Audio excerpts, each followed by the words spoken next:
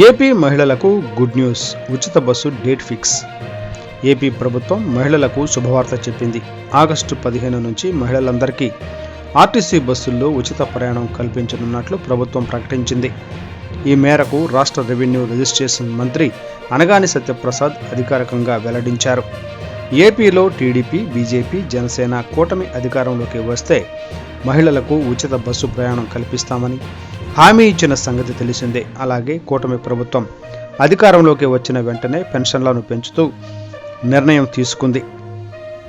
ఆ తర్వాత సూపర్ 6 పథకాల అమలు కోసం ప్రయత్నిస్తోంది. ఇందులో భాగంగానే ఉచిత బస్సు పథకంపై కీలక ప్రకటన వెల్లడైంది. దీంతో ఎప్పుడు అమల్లోకి వస్తుందా అని ఎదురు చూస్తున్న మహిళలకు రానే వచ్చేసింది.